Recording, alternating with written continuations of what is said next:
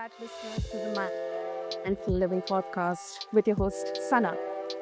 Now, today we are diving into a deeply fascinating yet complex topic: human consciousness.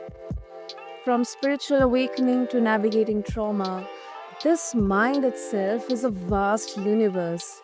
And our guest today is someone who has not only explored it, but guided others through it for over 2 decades. Listeners, meet Kerie Logan. She is a therapist, empowerment strategist, certified clinical hypnotherapist, NLP practitioner, and a spiritual guide. She has helped people across the globe live better, more empowered lives. And she has been awarded the Best Coach of the Year, voted the best hypnotherapist in her area for over 14 years in a row. And she is trained in a wide array of healing modalities from trauma informed care to quantum healing hypnosis. Sounds interesting, right? So, with that, listeners, let's quickly dive deep into understanding what exactly is consciousness, what is human consciousness, and how it can help us to navigate through trauma, through anxiety, through fear, and become the better version of ourselves. So, Kerie, thank you for coming to the show, and I'm so honored to have you here. Thank you for having me. I'm really, really excited to be having this conversation with you. Oh, consciousness or human consciousness is such a beautiful yet so mysterious in itself. So, to understand from the basics, what exactly is consciousness to you, Kerie? I mean, how do you define or experience it personally as well as professionally? Well, a good way to explain it is all of our thoughts and emotions matter. Mm. And when we're born, we're like this ball of clay, completely neutral. We don't take sides or anything. And based on where you're born, you will start to be molded by your family, society, culture, religion, beliefs, and you absorb it. You absorb it and you absorb it, and it creates you. And so I want to give a really clear cut example of what I mean because I talk about 3D human consciousness, 4D and 5. And so just earlier today, I interviewed someone that has a podcast called Empowered Within. And I have a website that I developed over 20 years ago called Empowered Within. And when I met, and I've been excited to meet this person. And I told, before I met her, I was telling my husband, I really realized something about me. Now, if I was stuck in 3D human consciousness, I'd be mad at her. I'd be jealous. I'd be envious. I would be defensive and I would think, you stole my name. You stole, you stole that. And if I was stuck in 3D human consciousness, I would be stuck in pride and that self righteousness. My ego would be, blown out of the portion. I'd be stuck in black and white thinking and I'd be judgmental. But I told my husband, I'm not. I am so excited and joyful to meet this woman because if God wanted me to make a podcast called Empowered Within, I would have been guided to do it. But I wasn't. She was. And and I said, all I have is joy and respect and gratitude for what this woman has been doing for 4 years. And when I talked to her, she was like, yes, she got that intuitive hit from above. Make this podcast. This is what it's called. And she said it was interesting because she likes to collect domains and she tried to collect the domain name Empowered Within. And she said, I couldn't. And she said, but it's so neat how the universe lined us up to meet and Yeah. actually talk. Yes. Yeah. And so that's the beauty is I'm in a place of 5D human consciousness, which is joy and gratitude and appreciation for what she's done. I don't take it personal at all. It's not mine. It's just a name. And that, has a lot to do with material items. We can be so invested in it, or someone's going to steal this from me or take this from me. When you die, we can't take it. So, We really can't. And I don't know if you've listened or read the book called A New Earth: Awakening to Your Life Purpose by Eckhart Tolle. He mhm, shares this story about a duck where these two ducks get in a confrontation on, this pond. But when they stop the confrontation, the one duck goes off to the side and flaps his wings, dramatically because he's getting rid of all that negative energy. Because we are energetic beings. So he's letting it go. The duck isn't swimming along like we do and stewing and saying, "How dare he get in my face? How dare he be in my pond?" The whole ego. And that's the problem I see with a lot of people that are stuck in 3D human consciousness is their ego is wreaking havoc on their life. It's kind of like your negative inner critic. And when we can become self-aware and catch ourselves in that moment, that's your place of power. Think about it. As soon as you become self-aware and you catch yourself, you're at a crossroad. And you have two things you can do. You can either raise yourself up vibrationally by changing your thought patterns and the way you think and feel about the situation, or you can stay stuck in misery and despair and disappointment and anger, which is so toxic and unhealthy to the body. You have to think about it as everybody has a choice. And when we practice becoming self aware of how we feel, how we think about things, that is your place of empowerment. so true. That is so, so beautiful and so true. Because I understand these emotions are strong but anger, jealousy, um, anxiety, they kind of eat us, within. They eat us. They thrive when we are the weakest within us. Yes. So I absolutely love that you use the word empowered here, because having that self-awareness, it gives us that signal, okay, you don't need to be judgmental here. If this is happening, something is happening for the better, maybe for future. So let's cherish it and let's move on. 100%. Because the more you feed into the story and you buy into it and you feel like a victim, think about it as feeding a dragon. Mm, You're feeding it, you're feeding it, you're feeding it, and then it grows so big that it almost feels like it consumes your whole world. And we have to stop feeding the dragon. And and sometimes I tell people that dragon is here to teach you something because we're all students and we're all teachers. So that experience, that moment that you're so fixated and stuck on, what's the diamond in the rough? What's the blessing that you're not seeing that can change everything? Because I'm going to be posting a podcast this Friday about profound insights, and I had a friend I was having lunch with that recently got divorced, and his second wife, he ended up finding out, was abusing drugs and doing all kinds of crazy things, and he's mm, stuck in the white knight syndrome. He's literally stuck in guilt, which vibrates at 30. He mm, feels, he wants to he has this salvation attitude, and the problem is she doesn't wanna change. She doesn't wanna change at all, and it breaks this guy's heart.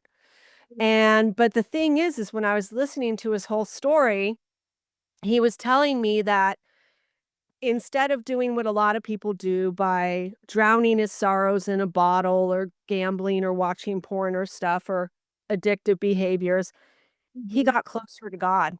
And he said, I walk hand in hand with God every day, and I have this beautiful relationship. And he couldn't see until I pointed it out. I said, do you realize she gave you a gift? And he's like, what? She gave me a gift? I said, yes. Your relationship with God is beautiful now. And before it was like you ordering takeout. You know, whenever you needed God, okay, I'll just dial up and start praying. But she gave you that gift of unconditional love. So she's teaching you unconditional love because you still love her, but you know you can't save her. So instead of praying pity about her, why don't you thank her? Show your gratitude for the gift that she gave you and ask for her to find her way. Because our thoughts are so powerful. Instead of, you know, thinking of her as being wrong and judging her and the way her life is so hopeless and despairing, say, no, thank you. Thank you, thank you, thank you. And I hope you find your way out of this because you gave me a gift and I love you and I want you to have peace. That's so beautiful. Sometimes the best things, the, the enlightenment comes out of the worst things happening to us. I mean, it's not necessary that No, I know. happen to us, but sometimes it works the way like this. Well, and I told him, I said, God lined up this whole lunch meeting so we could have this conversation. Yeah. Because God doesn't want you to suffer anymore. And, it's God talking through me to you to help you realize that, hey, you can view this from such a different perspective. And because every day you're sad, you're lonely, you're suffering. It doesn't have to be that way. So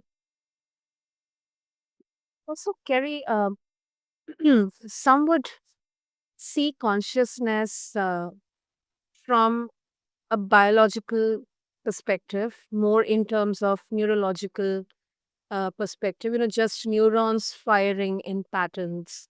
How Right. would you respond to that idea? Sometimes, yes, there is a chemical imbalance that is going on with people. And that's the beauty of medicine.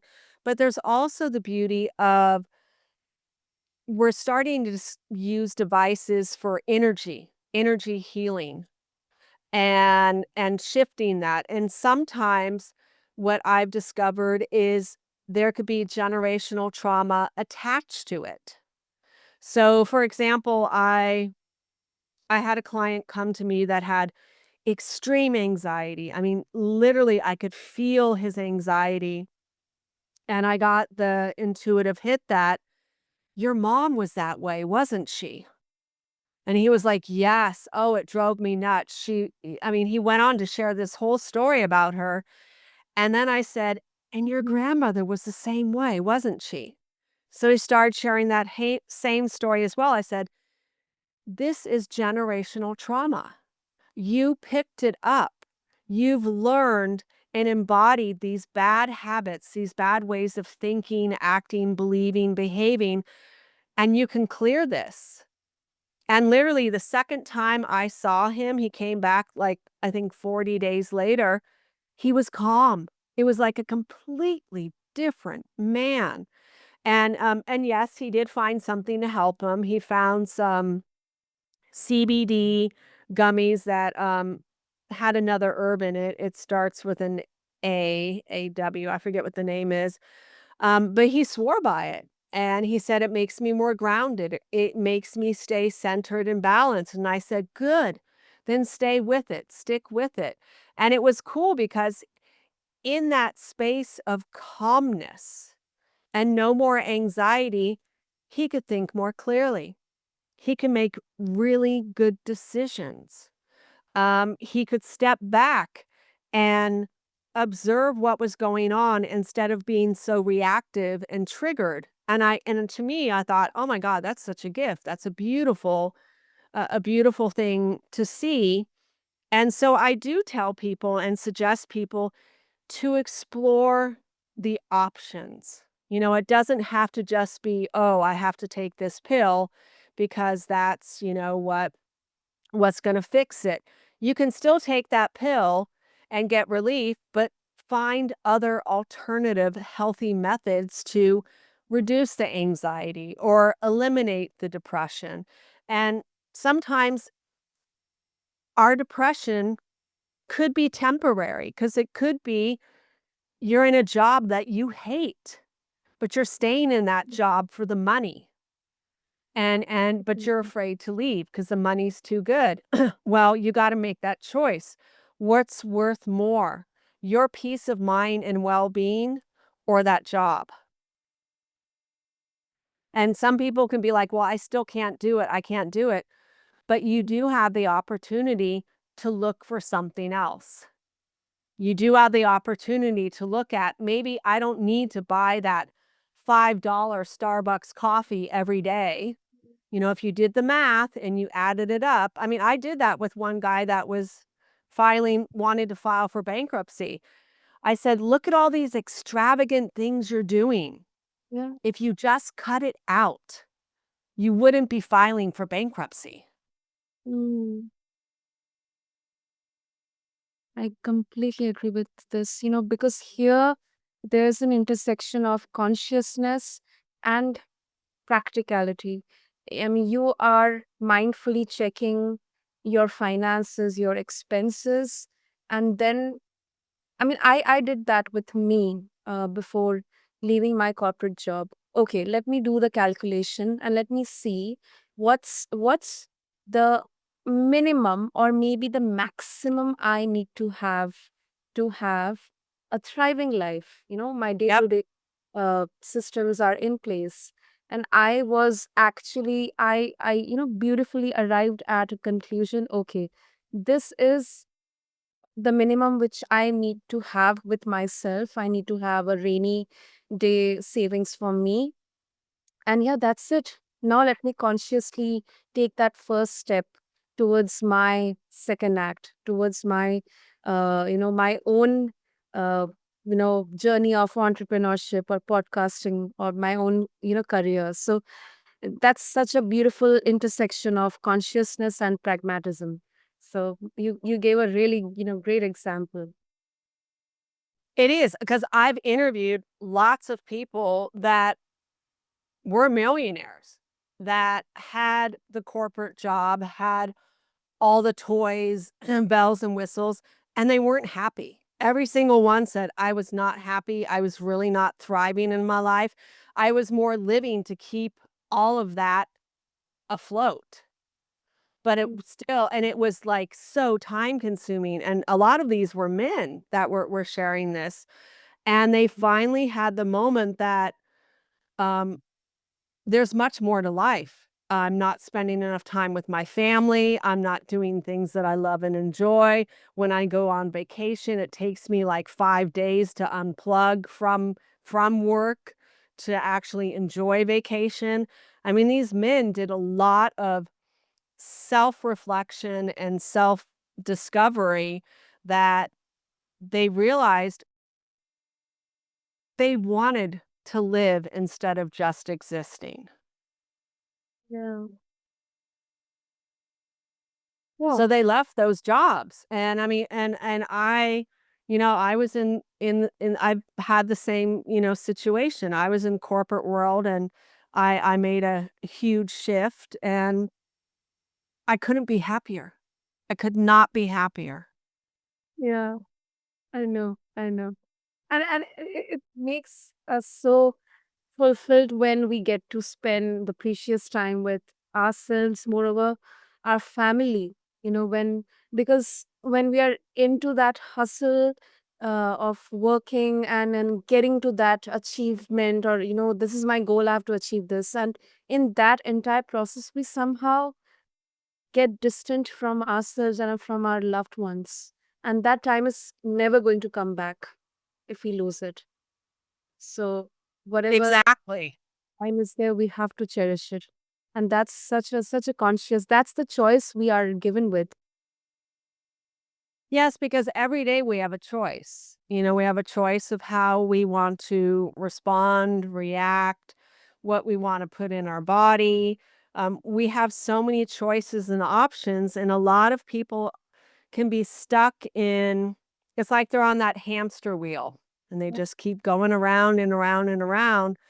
And it's like that saying, you need to stop and smell the roses.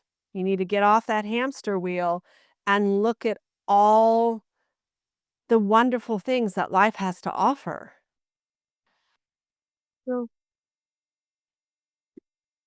also, Kerry, you work with tools like hypnotherapy, timeline therapy, past life regression.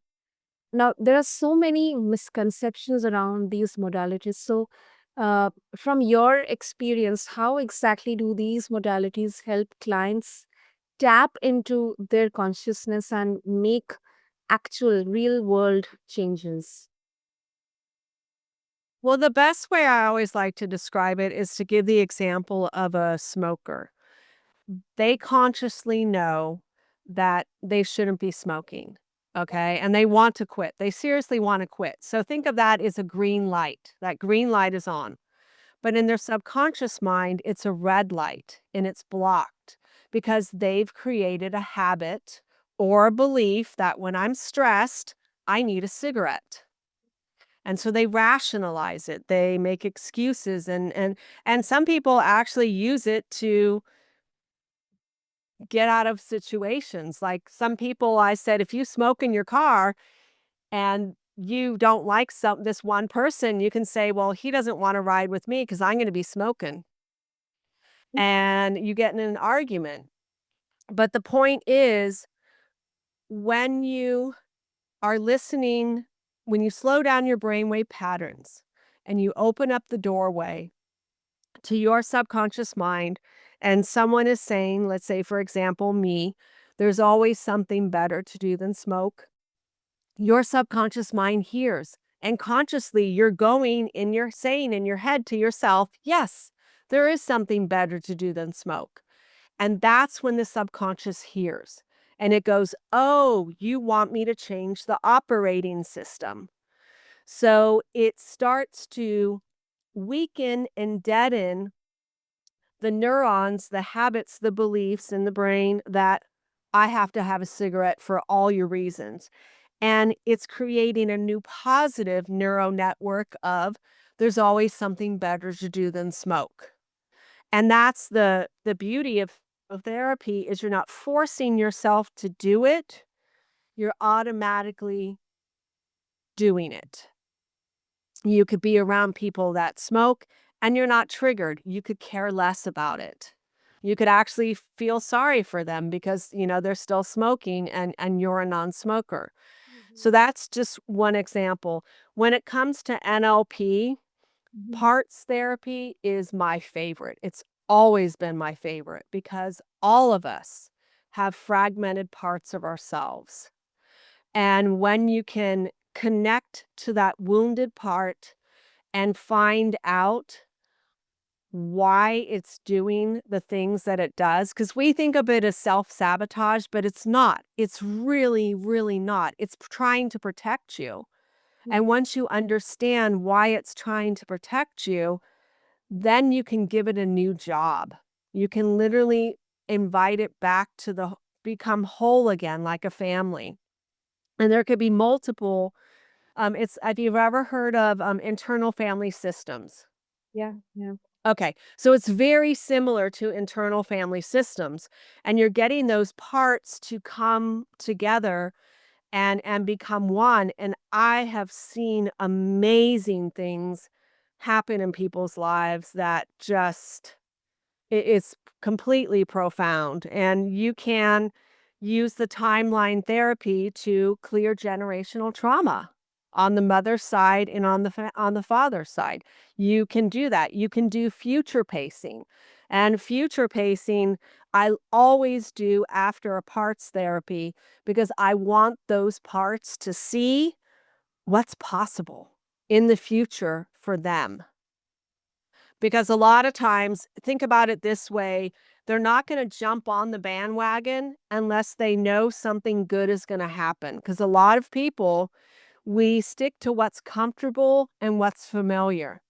But if you show them this is possible, then it gets them excited and it gets them wanting to work, it gets them motivated and wanting to work for the greater good of the whole of you. Mhm. Makes so much sense. And before we wrap up, Kerry, let's talk about the current scenario. And in today's context, if we speak, especially connecting with ourselves, this is an endemic. Most of us we feel disconnected from ourselves. It's like the actual us is lost somewhere. So, what are some practical ways someone can begin reconnecting with their inner world, their inner universe, or expand their consciousness, awaken their consciousness? Well, what I would recommend first is you creating a safe space.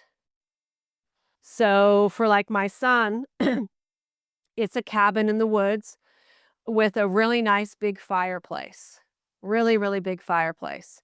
Mhm. And because my kiddo struggles with anxiety sometimes, I went on Amazon and I found a big tapestry of a giant fireplace, with nice stones and everything. And I said, "Hey, if I got this tapestry and I put it on your wall, would it help you connect to that safe space of yours that you've created in your mind?" And he was so excited, so overjoyed. He said, "Yes, yes," because that's saying out of sight, out of mind. So if for you it's going to the beach or to a mountain lake, find an image that speaks to you. And so what I told my son to do is when you're feeling that anxiety or you're doubting or questioning yourself, I want you to stare at that image and really connect to the feeling of that safe space. It's just you, it's just that space, nobody else. And ask for guidance. Really calm yourself down, get to that place of neutrality and pray and ask for guidance and listen to the guidance that you get. Or if you don't get any guidance, just sit there in that safe space and really connect to it. And you can do some self discovery questions, like if you're struggling in a relationship, just ask yourself, what what have I not been willing to see that I really need to see? Like, what have I been dismissing? What have I been excusing? What have I been overlooking? What's the lesson I need to learn here? What is it? And then get really quiet and just listen.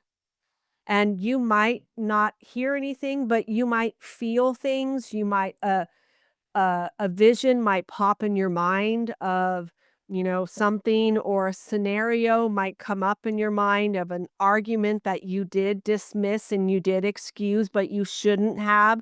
Maybe you should have set boundaries. Maybe you should have spoke your truth. Maybe you should have walked away.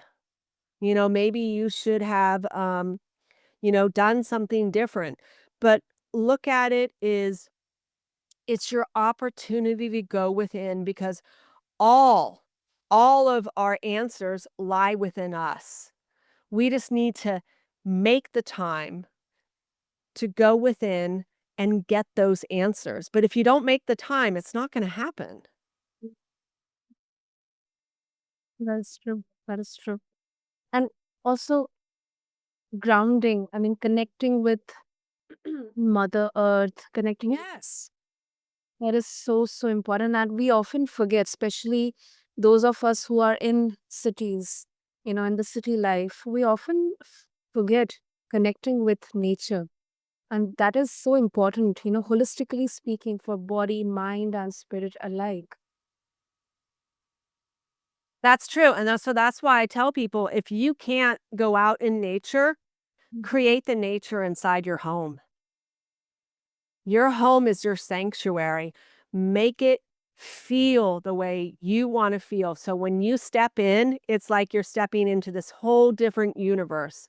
You can relax, you can be calm, you can be grounded, you can be centered and balanced. This is your sacred space. So get things in there that create that vibe, that essence, that energy, because you don't want to be carrying, someone else's monkeys on your back. You need to let it go, and a lot of people do take their work home with them. They have a hard time letting it go, but it's remembering as soon as you step out the office or that place of employment, this is your time, and you gotta honor it, and you gotta value it. It's like music. What kind of music are you listening to? Does it feed your soul, or does it fill you with anger, and makes you even more mad? You got to think about, and what movies do you watch? What books are you reading? I got to a place in my life where it's like there's so much violence and so much gore and so graphic stuff. Do I want to feed this garbage into my mind? It's like, no, I'm done with it. Yeah, they call it entertainment, but this is my consciousness. I have a choice. True. That's true. That is so, so true. Well, ultimately, it's the choice. Every day we have a Yep. choice. Every moment we have a choice. Great, great. So, Kerry, if our listeners would like to connect with you, what's the best way to do that? Well, the easiest way is you can you can find me at empoweredwithin.com. You can find me at Master the Upper Rooms, and I do have a podcast called Master the Upper Rooms where I teach all about human consciousness on there. I'm on YouTube. I'm on Insight Timer, the meditation app. That's free. And I do offer a free consultation, like 15, 20-minute consultation. And if I don't feel I can help you or I'm a good match, I'll tell you. And I'll always do recommendations. But my name is spelled Kerie, last name Logan. I mean, even just Googling my name, you're going to get all kinds of stuff that pop up. So that's me. Beautiful. I'll have all the links in the show notes in there. And Kerry, thank you. Thank you so much once again for this enlightening conversation, for sharing your wisdom, warmth, and clarity with us today.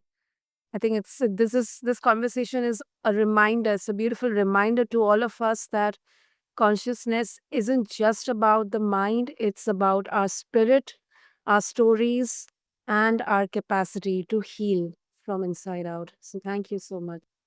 Thank you so much for having me here today. And like always, I want you and all your listeners to have a blessed day. And to all of our listeners, wherever you are on your journey, remember that you are not broken. You are not alone. You are awakening. And if you enjoyed this conversation on the mindful living, don't forget to subscribe to us and leave a review. You can learn more about Kerry and her work. Just refer to the show notes along with this episode. And until next time, stay mindful and stay connected. Thank you. Bye.